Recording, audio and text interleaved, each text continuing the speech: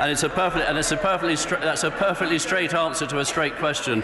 But what I can tell you is the sector deal aims to create 27,000 jobs by 2030. That's what the sector deal states. Mr. Speaker, I'll tell the Secretary of State how many jobs. 1,000 in Indonesia. Now, can the Secretary of State tell the House if the GMB union is right in saying that the transportation of these wind turbines from Indonesia to the Fife Coast will be the equivalent to 35 million cars on the road? How does that fit our commitment to greening this economy?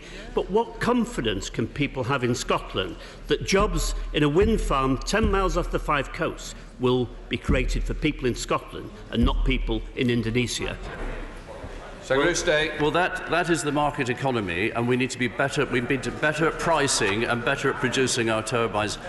And that's the straight answer. I mean, these and many other issues we'll discuss when we bring COP26 to Glasgow later this year and to discuss the climate emergency. But I don't dispute with him, bringing turbines from Indonesia is not the answer. We need to find a better way of efficiently delivering them in the UK. Colin McCartney. Thank you, Speaker.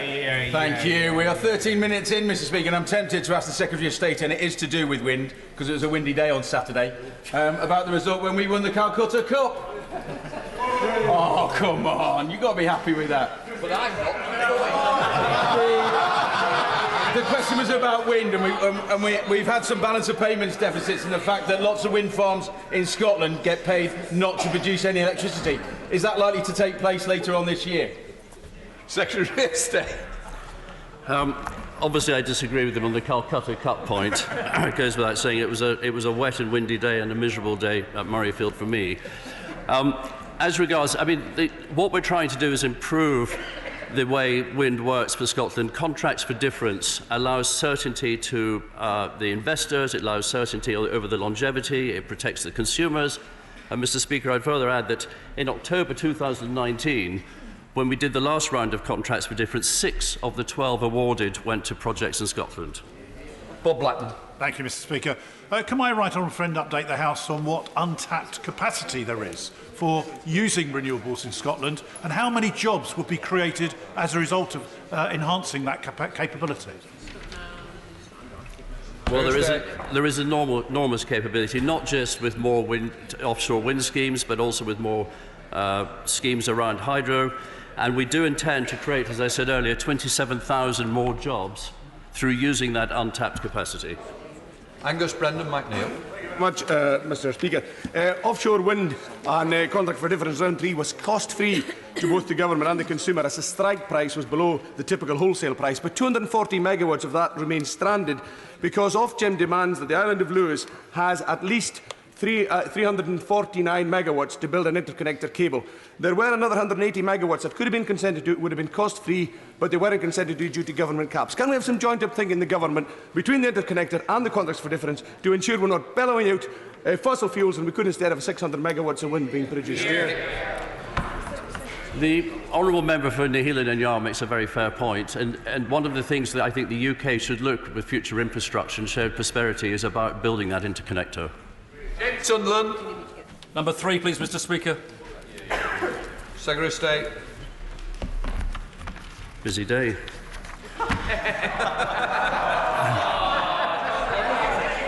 Mr. Speaker, with permission, it appears I've woken a few people up, Mr. Speaker. With permission, I will answer questions 3 and 12 together.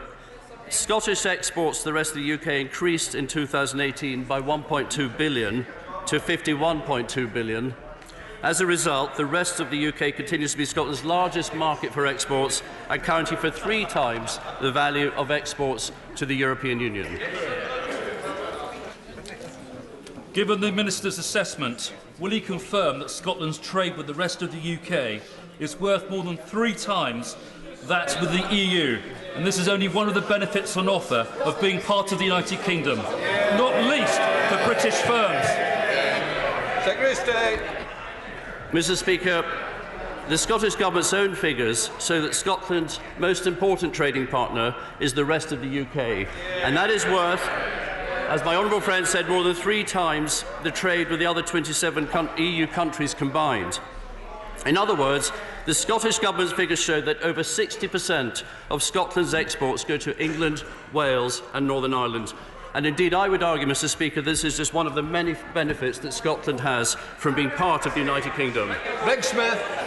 Thank you, Mr. Speaker. Will my right honourable friend, given the excellent figures he has just given, share my concern that the separatist agenda peddled by the SNP is a direct threat to Scottish jobs, and it would inevitably end up, if they got their dreams come true, in a hard border? Secretary of State.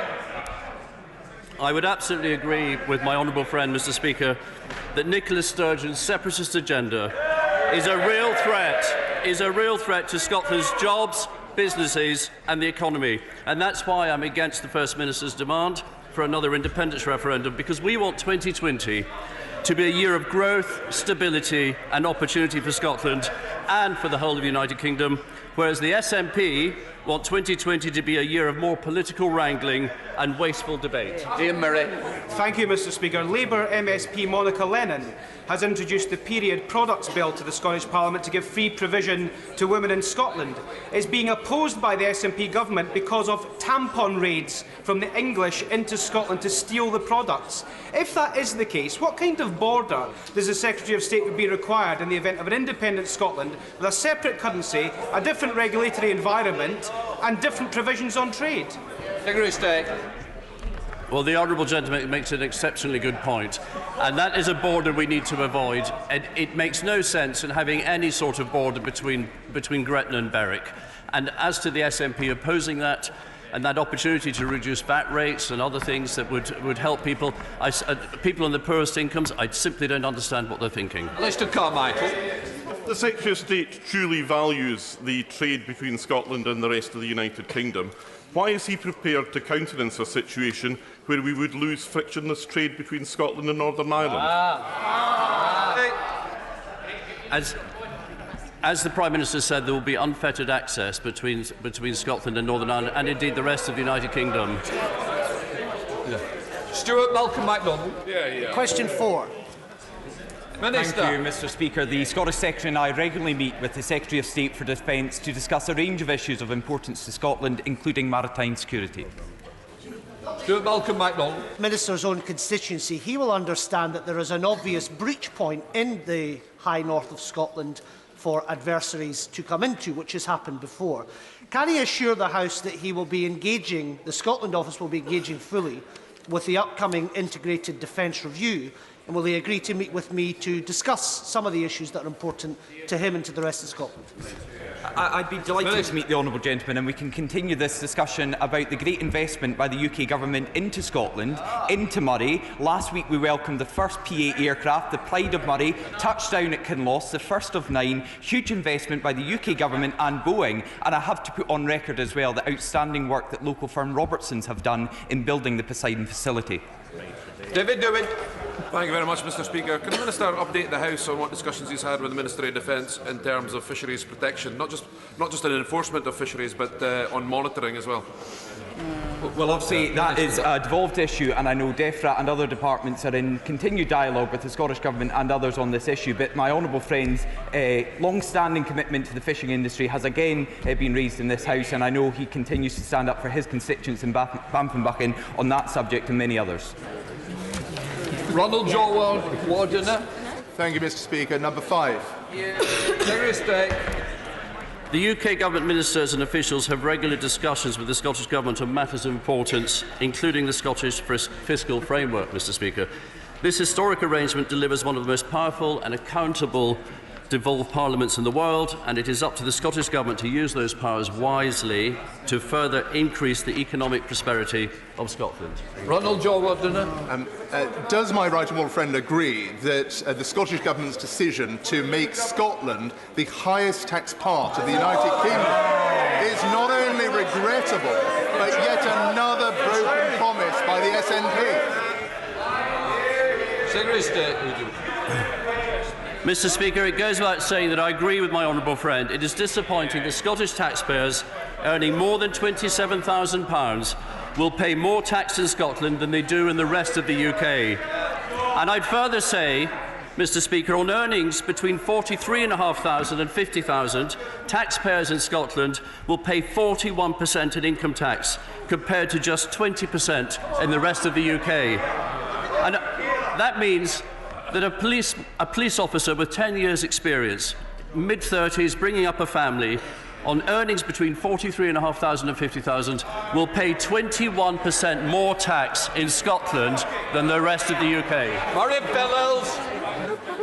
Thank you, Mr. Speaker. Will the Secretary of State acknowledge that for the third consecutive year, more than half of Scottish income taxpayers will pay less tax than if they live elsewhere in the UK? Can he explain to these UK taxpayers why his government is ripping them off? I would say to the honourable lady that that figure of less tax is correct. About 56% of Scots will pay less tax, and before the Scottish nationalists get over jubilant, I would point out that that's the grand amount of 40 pence per week. Rick Jones. 6, Mr. Speaker. Thank you, Mr. Speaker. Now we've left the European Union, we are free to determine our own future, and we want 2020 to be a year of economic and social growth for Scotland and the rest of the UK. Rick Jones. Thank you, Mr. Speaker. The Secretary of State has already stated in the Chamber today that the UK internal market represents the majority of Scotland's total export market, which means it is vital that the Secretary of State makes provision to develop and strengthen it. So can he confirm today that the government will prioritise the UK internal market over any future US-UK trade deal the Prime Minister wants with Donald Trump? I absolutely can, because the UK internal market is so important for this country and Scotland. And not only the figures the Secretary of State has already mentioned today, but Scotland does 1.5 times more in trade to the rest of the UK than it does in the EU and the rest of the world combined. Vicky Ford. Thank you, Mr. Speaker. The financial services sector is a major employer in my Chelmsford constituency and a major employer in Scotland. Will my honourable friend ensure that all parts of the Scottish economy are preserved and cared for in our future trade negotiations? Absolutely. The future of Scotland's economy and the UK economy will be buoyant as we have left the European Union. We want to ensure all our sectors continue to thrive, and I can assure the honourable lady that we in the Scotland office will do everything possible to facilitate those discussions. People Sharp. With the response we've heard from the front bench today might explain why he has lost half of his Scottish colleagues, why the SNP is at 51% in the polls, and why the majority of the Scottish people now want independence. But in the real world, the Chancellor of the Duchy of Lancaster says border checks are now inevitable for almost everybody because of their disastrous Brexit. How will this help Scottish business? Minister. Well, the honourable gentleman speaks about the real world. Let's look at the real world in Scotland, where the SNP are in power. We've got bridges that people can't get across. We've got hospitals that they can't open. We've got an education system failing. This is a record that the Scottish Government and the SNP will have to go to the people to in a little over 15 months' time. And I look forward to that election, when the result of that will impact on what the Scottish Government and the SNP have done to Scotland since 2007. 7, Mr. Speaker. Minister. Thank you very much. I'm busy today, Mr. Speaker. At the end of 2020, we automatically take control of our waters. This opens up a sea of opportunity for our fishing industry in Scotland and across the United Kingdom. As I've said before, this government will work tirelessly with our fishermen and coastal communities across Scotland. Speaker, can my honourable friend confirm that by becoming an independent coastal state once again, we'll be able to deliver a better deal for fishermen across the United Kingdom, and ultimately we will control who fishes in our waters? I can confirm that we'll no longer be bound by the EU's outdated and unfair method for sharing fishing opportunities. We'll set our own fishing quotas based on science and decide who can fish in our waters. And I have to say, I share my honourable friend's optimism for the future of our industry, and that is an optimism I have heard time and time again from fishermen and fishing communities the length and breadth of Scotland. Stephen Bonner. Speaker, can the Secretary of State reveal if the UK Government's stated intention of agreeing a mechanism of cooperation within the EU on fishing will include an extended agreement of access to waters as part of an EU trade deal? Clearly, Mr. Speaker, we are in discussions about this going forward, but I have to say we have a positive vision for our fishing industry in Scotland now we have left the European Union. And how does that reflect on the vision of the SNP for fishing in Scotland? To take us back into the European Union, to be shackled once again by the common fisheries policy, something many Scots and many fishermen voted comprehensively to leave, and the SNP want to put us right back into it. John Stevenson. Number 9, Mr. Speaker. Secretary of State. I have regular discussions with all of my Cabinet colleagues on important issues around Scotland's economy, including the forthcoming budget in March. The Government will deliver a budget for Scotland's businesses and Scotland's people. It will set out ambitious plans to unleash Britain's potential and level up across the nations and regions of the UK. John Stevenson.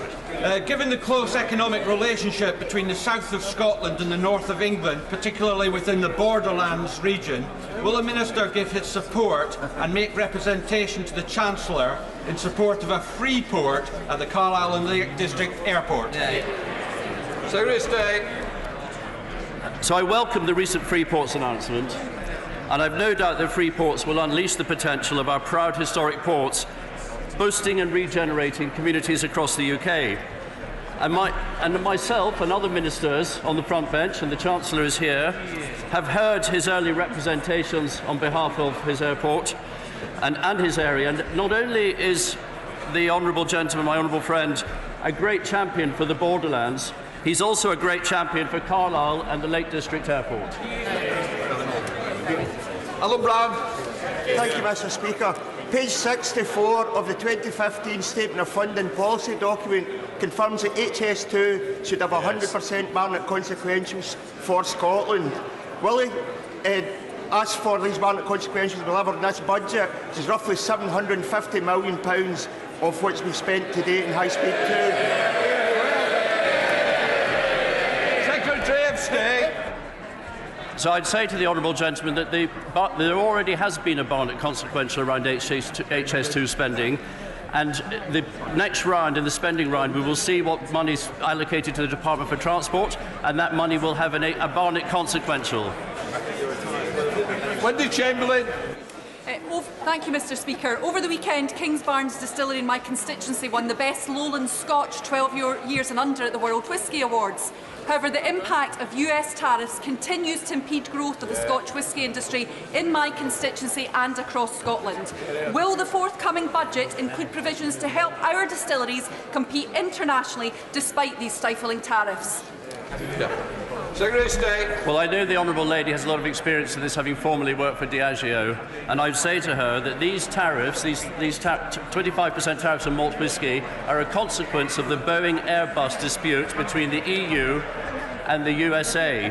And in the next carousel, we hope to get, by having useful negotiations on a US trade deal, we want to get those tariffs removed. We now come to Prime Minister's questions. Dr. Julian Lewis. Will my right honourable friend kindly list his engagements for today? Mr. Speaker, the whole House will want to join me in sending our deepest sympathies to all those affected by the weekend's flooding. My right honourable friend, the Local Government Secretary, has announced the activation of the Government's emergency Bellwin scheme to provide financial support for qualifying affected areas in the north of England, and we continue to work closely with our partners to help those affected and, above all, to keep people safe. Mr. Speaker, this morning I had meetings with ministerial colleagues and others.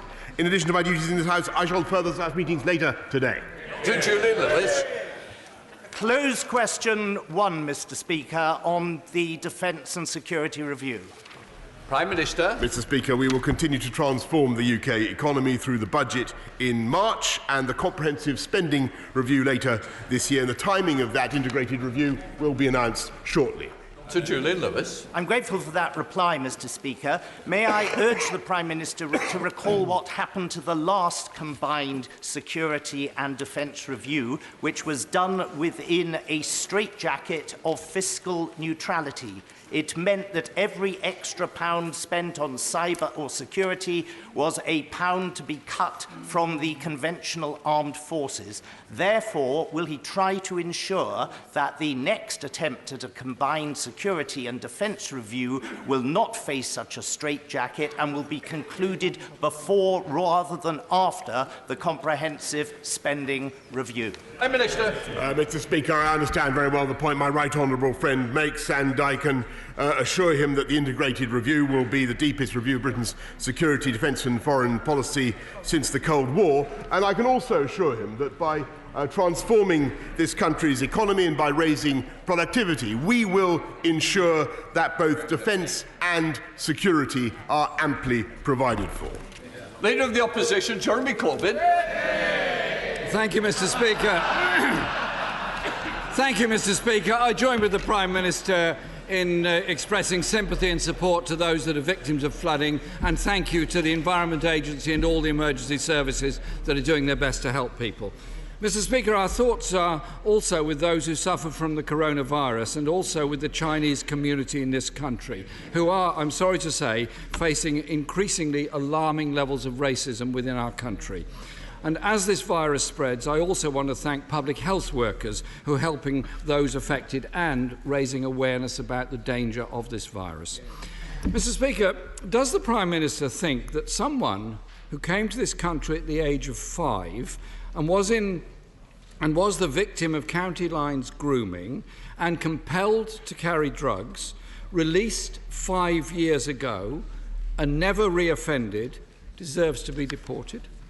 Prime Minister. Mr. Speaker, I think the whole country would agree that while I cannot comment on individual cases, it is entirely right that foreign national offenders should be deported from this country in accordance with the law. Jeremy Corbyn. The government has learned absolutely nothing from the Windrush scandal. This cruel and callous government is trying to mislead the British people into thinking it's solely deporting foreign nationals who are guilty of murder, rape and other very serious offences. This is clearly not the case. Take the example of a young black boy who came to the UK aged 5 and is now being deported after serving time for a drugs offence. If there was a case of a young white boy with blonde hair who later dabbled in Class A drugs and conspired with a friend to beat up a journalist, would he deport that boy? Or is it, Mr. Speaker, is it one rule for young black boys from the Caribbean and another for white boys from the United States? Prime Minister. Mr. Speaker, I think quite frankly that the right honourable gentleman demeans himself and, by the way, besmirches the reputation of the Windrush generation who came to this country to work in our public services, to teach our children in this country, to make lives better for the people of this country. He has no right to conflate them with those foreign national offenders that we are deporting today. Jeremy Corbyn. The Windrush generation have been disgracefully treated by a government that deliberately created a hostile environment. And whilst the government was fighting to deport people who legally came to this country as children, the Foreign Secretary refused to tell the family of Harry Dunn the reason why the US is blocking the extradition of a woman who is alleged to have killed him. I now ask the Prime Minister straight this question. Is Anna Sakoulis being shielded from justice because she's a former CIA officer?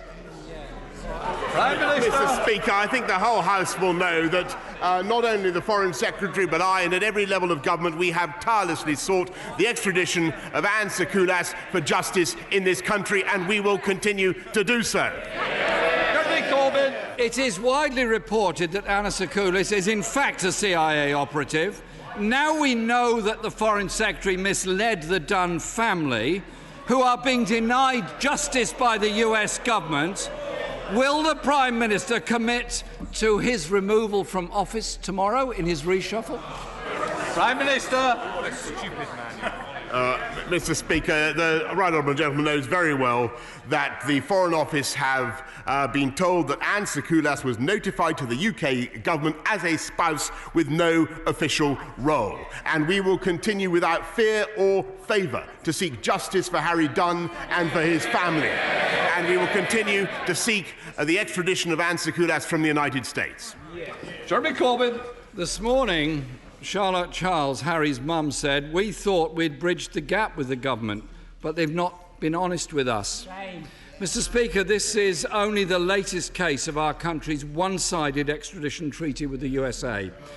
This lopsided treaty means the US can request extradition in circumstances that Britain cannot. While the US continues to deny justice to Harry Dunn, will the Prime Minister commit today to seek an equal and balanced extradition relationship with the United States? Prime Minister. Mr. Speaker, to be frank, I think the honourable gentleman has a point in his characterisation of our extradition arrangements with the United States, and I do think that there are elements of that relationship that are unbalanced, and imbalanced. I certainly think that it is worth looking at, but that is totally different from the case of Harry Dunn and Anne Sakoulas, and we continue to seek the extradition of Anne Sakoulas to face justice in this country. Jeremy Corbyn. Mr. Speaker, it's everything to do with the relationship with the USA that Anna Sakoulas has not been extradited back to Britain, because the US refuses to do it because of this lopsided treaty. I'm glad the Prime Minister at least acknowledges that.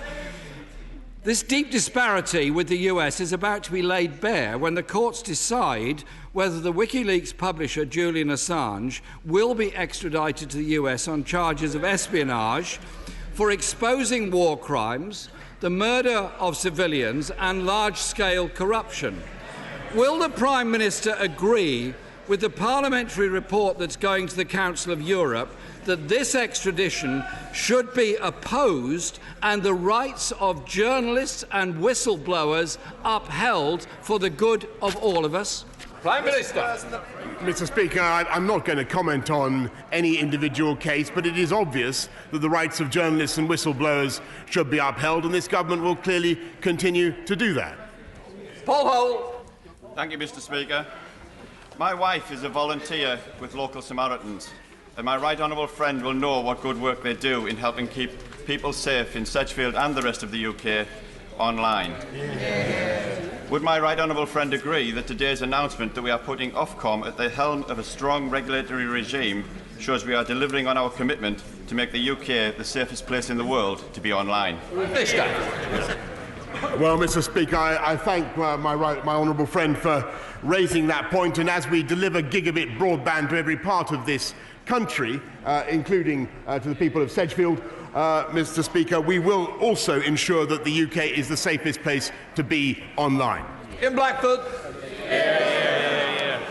Thank you, Mr. Speaker. In northern Syria, displaced women and their children are literally freezing to death. There are reports of babies dying due to the extreme conditions, and 45,000 people remain stranded with nowhere to go. Mr. Speaker, the Syrian war is considered to have caused the biggest wave of displacement since the Second World War. Can the Prime Minister tell the House what responsibility his government has taken for this humanitarian crisis? Well, Mr. Speaker, I think that the whole House will know what I think I've said several times in this House, that the UK leads the world in supporting the crisis and supporting humanitarian relief efforts in Syria. £3.2 billion this country has committed to that cause. In Blackford. Mr. Speaker, the question was about the children that are literally freezing to death. That wasn't an answer from the Prime Minister. And of course, in 2017, as Foreign Secretary, this Prime Minister enacted a policy of accepting the Syrian dictator Assad's rule over the country. Assad has delivered death and destruction on his people, a man who has gassed his own civilians. The humanitarian situation has reached crisis point, and there are now concerns of all-out war. Is the message the Prime Minister wants to send out from this House today that this UK government is washing its hands of the Syrian people, and that he is content for Assad's regime to continue enacting these atrocities? I really think that the right honourable gentleman needs to consult his memory better, because he will find that this country and this government has persistently called for the end of the Assad regime, and indeed has led the world in denouncing the cruelty of the Assad regime towards his own people. That has been continuously the policy of the British government. Dean Russell. Thank you, Mr. Speaker. Will the Prime Minister join me in supporting a new initiative that I'm launching in my constituency of Watford to train mental health first aiders across schools, workplaces and the community, across the whole constituency, to tackle loneliness and challenge mental health stigma? And perhaps, if I may I ask if he could find time in his diary to join me at the launch? Thank you. Prime Minister. Well, I thank my honourable friend for what he's doing to champion mental health services in Watford, and we are massively increasing support for good mental health in schools. And if I can, I will do my best to come to the launch of his event. Vicky Foxcroft. Thank you, Mr. Speaker. After 3 years of extensive evidence gathering and research, on the 26th of March, the Youth Violence Commission will publish its final recommendations. The overwhelming verdict from victims, youth workers, community leaders and other stakeholders is that short-term solutions do not work.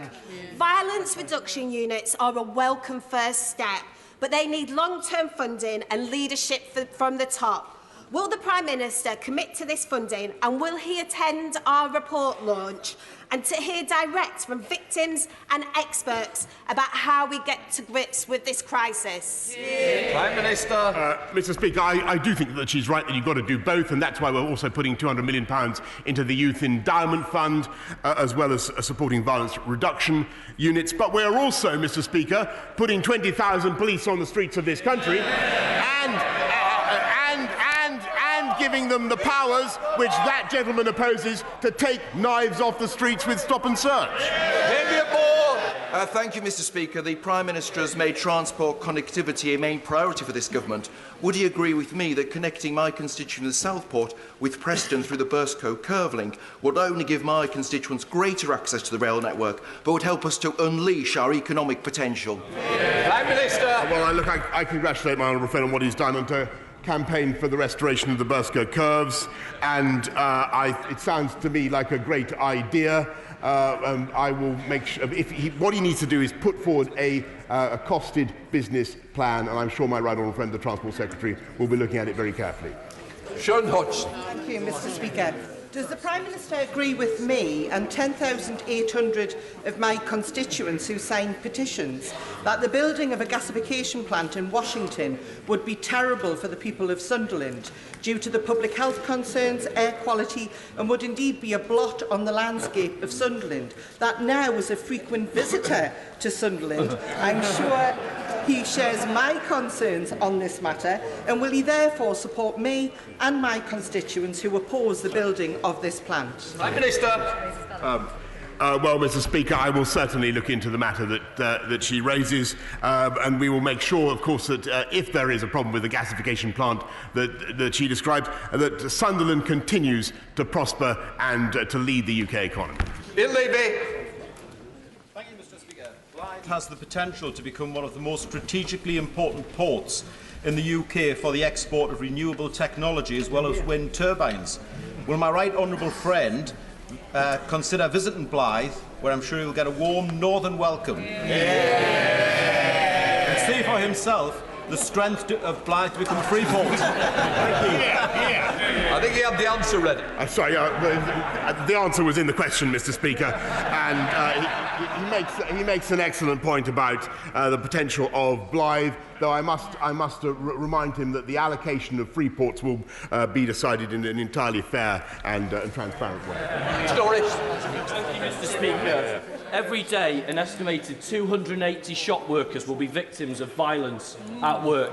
At my local co-op, a staff member was hit with a glass bottle. Now, the co-op's a good employer and want that to stop. So they and other local retailers engaged with the government's call for evidence around violence towards shop staff. 7.5 months later, they are awaiting a response. Prime Minister, will you commit today to publish your response to the call to evidence, and will you meet with me and a group of shop workers who have experienced violence at work to hear about what happened to them? Minister. I certainly will make that undertaking to the honourable gentleman. I'm glad he raised it.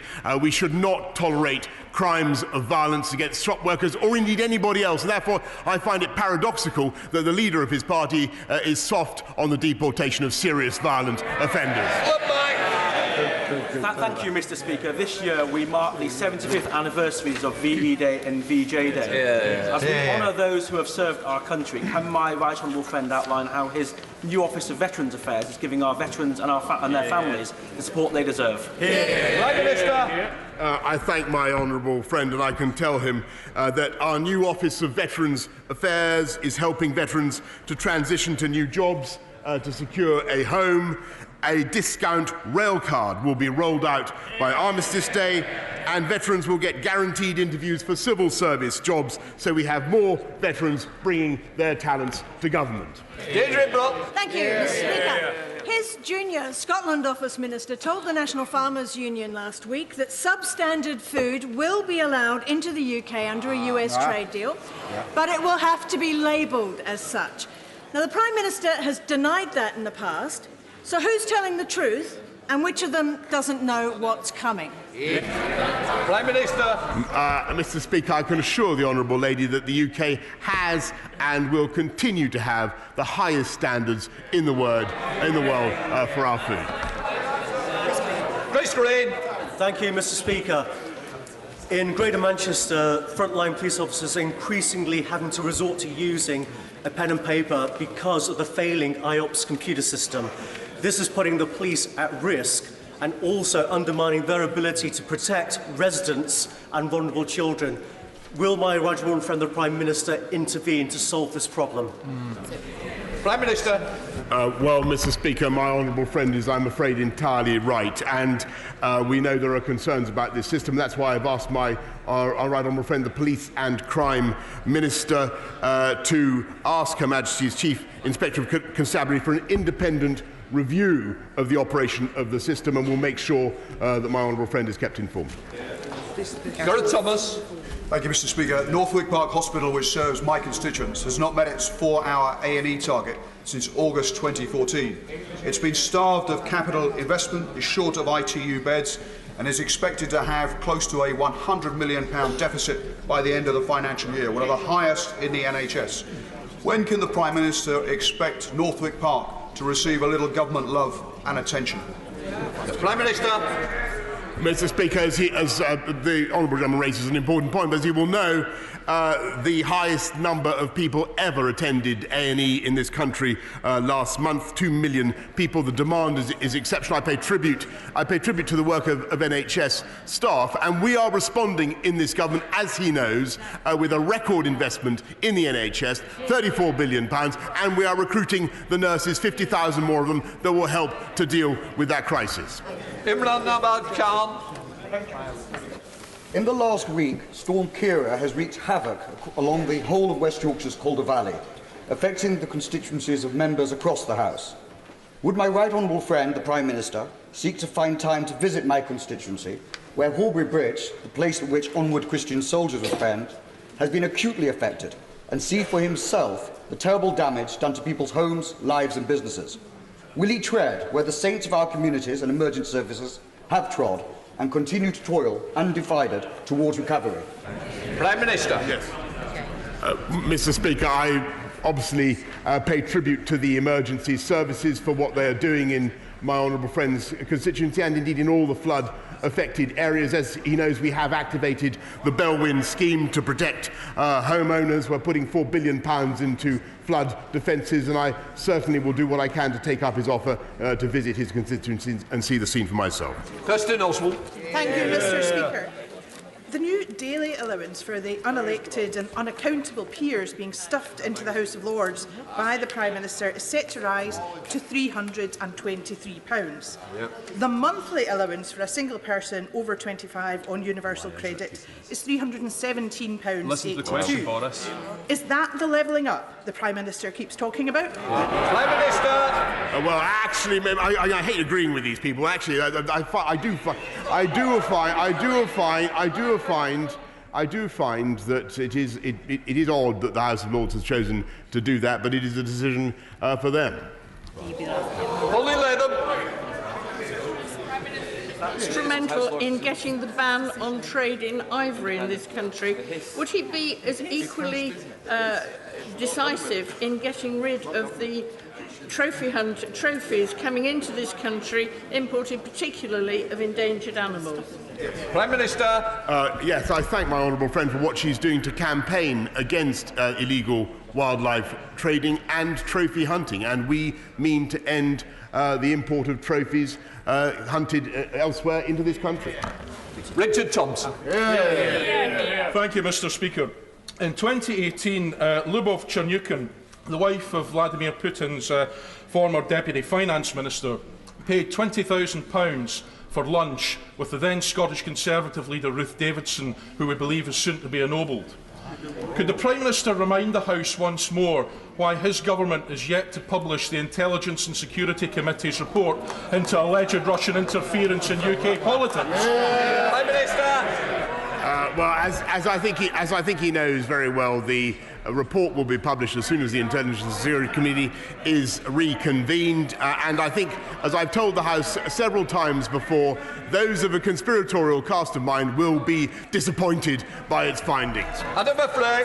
Thank you, Mr. Speaker. Can I commend the Prime Minister for the belief he has in Britain and the massive boost to investment in infrastructure around the country.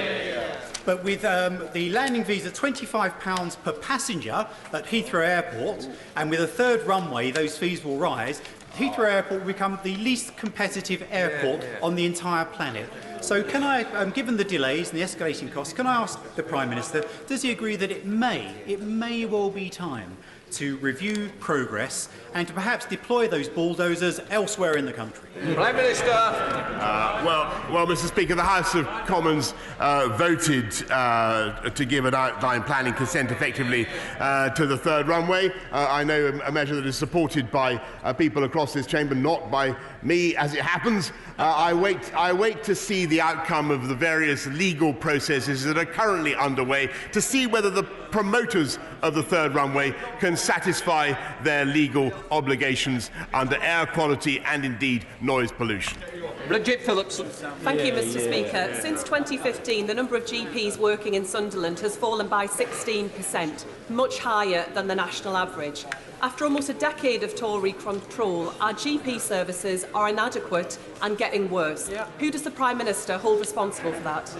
Prime Minister. Well, we're of course responsible, and we take full responsibility, but overall numbers are up of GPs, and we are now recruiting 6,000 more, and we're able to do that because we're running a sound economy and investing massively in our NHS across the whole country. Robert Courts. Thank you, Mr. Speaker. As coronavirus hits the headlines every day, would the Prime Minister join me in thanking and paying tribute to the supreme professionalism of those at Public Health England and in my area at RAF Bryce Norton for bringing home people who've been affected? Their work is often unremarked, but is the admiration of all of us. Prime Minister. Mr. Speaker, I think my honourable friend puts it absolutely beautifully, and I salute everybody who's involved in bringing home victims and potential victims of coronavirus, the difficulties and the risks that they face, and indeed our NHS, who I think have so far done an outstanding job in preparing and informing the country. Thanks. Sir Edward Davey. When Kevin Simpson's partner of over 12 years died and his two children lost their mother, the family received no bereavement support payments at all. Because the parents were unmarried, the law denied that support to the two grieving children. Last Friday, the High Court ruled that this breached the children's human rights. So when will the government obey the rule of law and legislate to respond both to that ruling and the similar ruling by the Supreme Court in the McLaughlin case in 2018? Will there be no further delay so we can start supporting the thousands of similar children across our country who lose their mother and father every year? Prime Minister.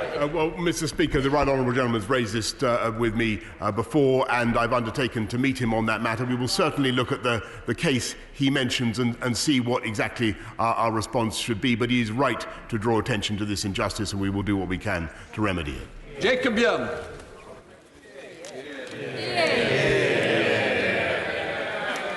On Thursday last week, 2 people were stabbed in Redcar in broad daylight. Another person was injured in a horrific knife crime on Saturday evening outside a busy nightclub. Figures released by the Ministry of Justice in January show that Cleveland Force area has the highest number of knife and offensive weapon offences per head of population in all of England and Wales. What additional support can my right honourable friend give to Cleveland Police to tackle this problem, and when will we start to see more police on the streets of Teesside? Prime Minister. Mr. Speaker, I thank my honourable friend for raising it, because knife crime is intolerable and its recent rise must be combated. That's why we've brought in knife prevention orders, which give the police the powers where they suspect a knife crime is about to be committed to take the interventions that they need. That's why we're putting 20,000 more police on our streets with the encouragement and the political support that they need to carry out stop and search. The Oxford-Cambridge so-called expressway was a 20th century road building solution to a 21st century challenge, and at the election, Labour rightly pledged to scrap it. I wonder if the Prime Minister's caught up with us, and could he announce today whether that has finally been put to rest and scrapped?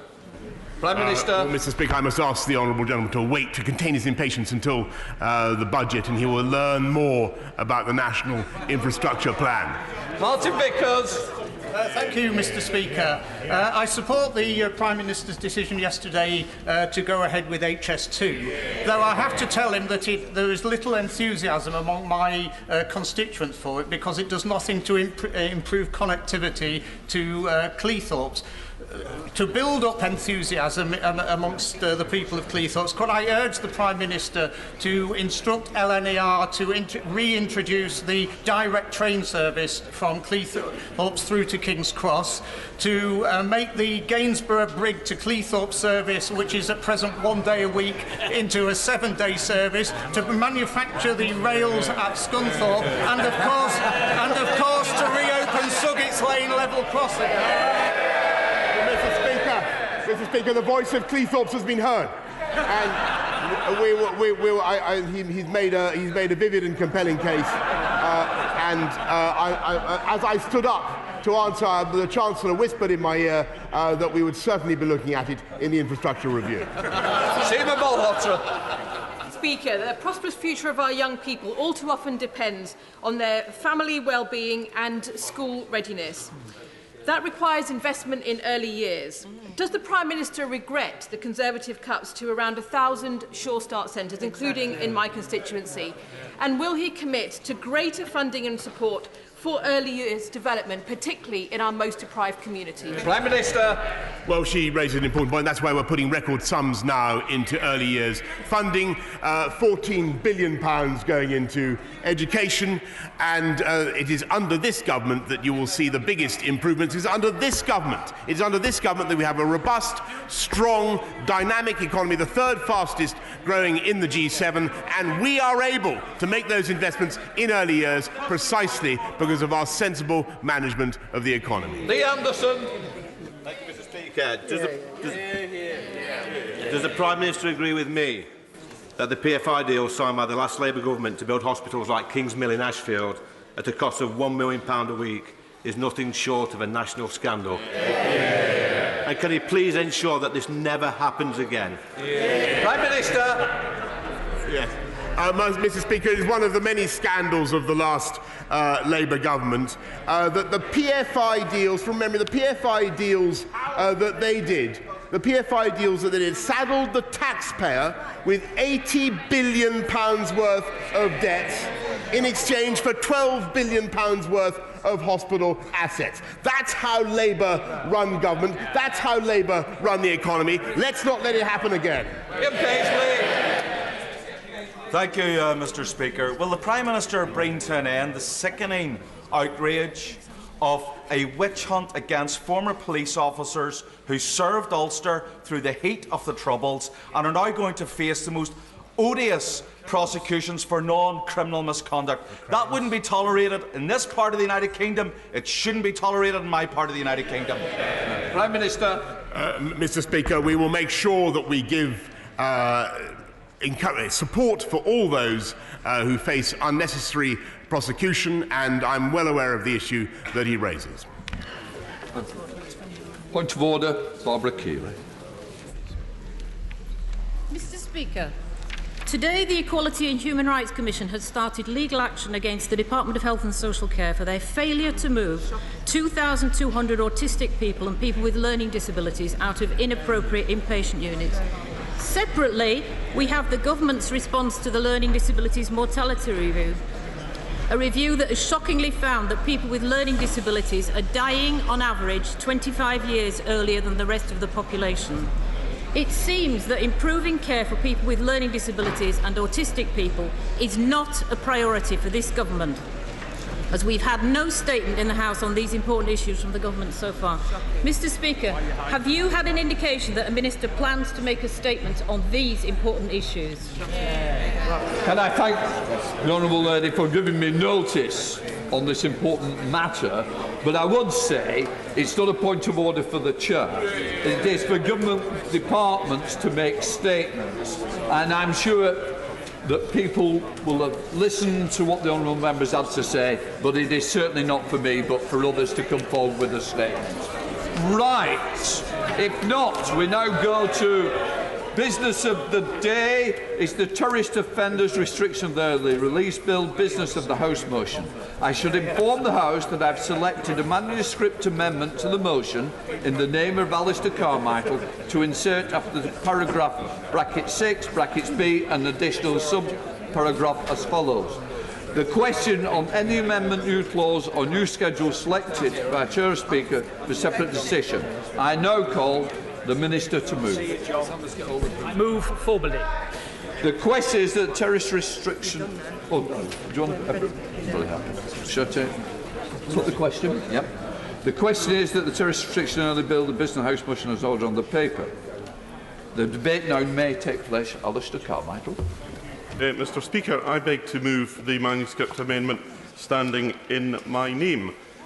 The Minister will be aware that the business motion that he has just moved, without any explanation whatsoever, replicates the provision of Standing Order 83D faithfully in every respect bar one.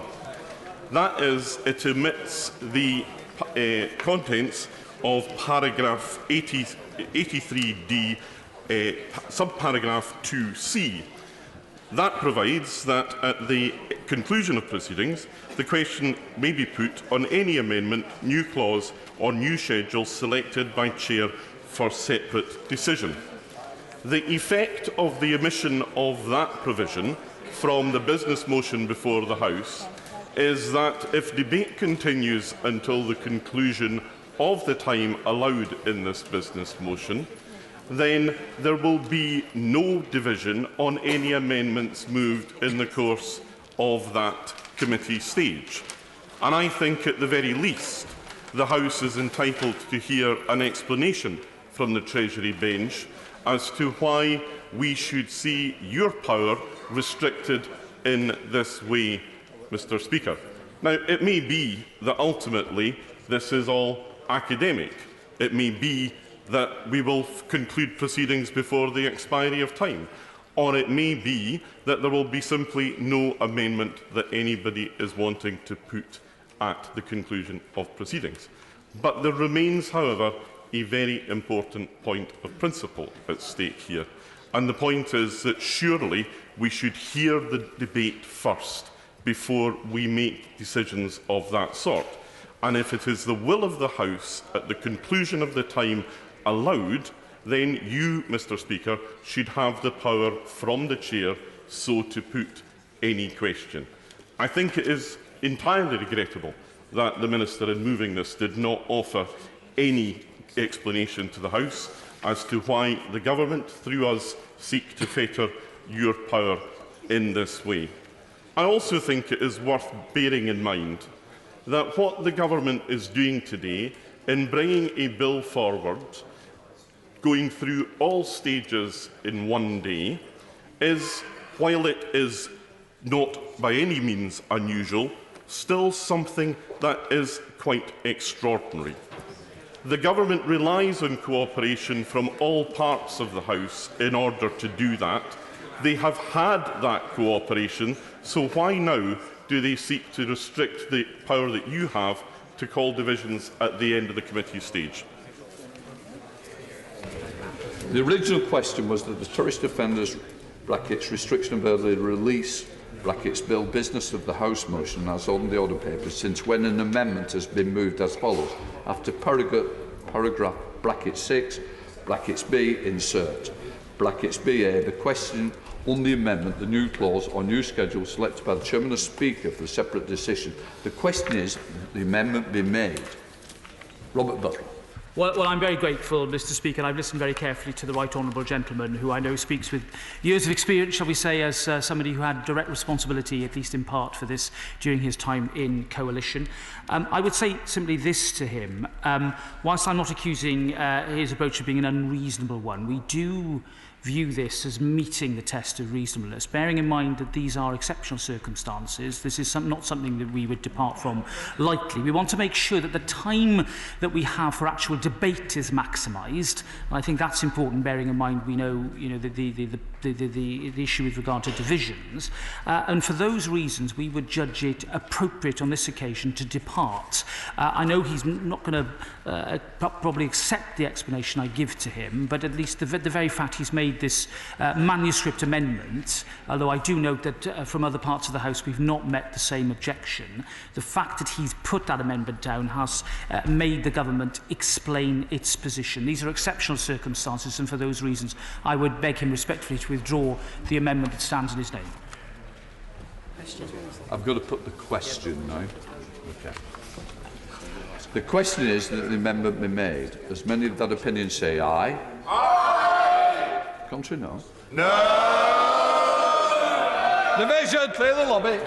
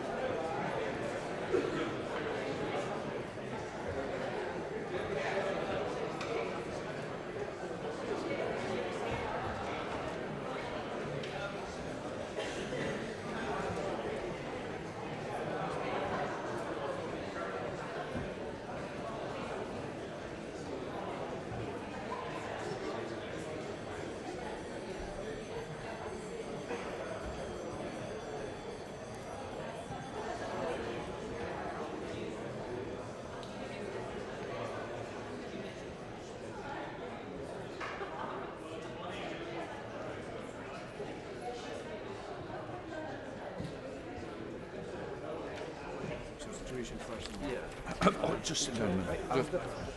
The question is the amendment be made. As many of that opinion say aye. Aye. The contrary, no. No. Tellers for the ayes, Jamie Stone and Christine Jardine. For the noes, Nigel Huddleston and James Morris.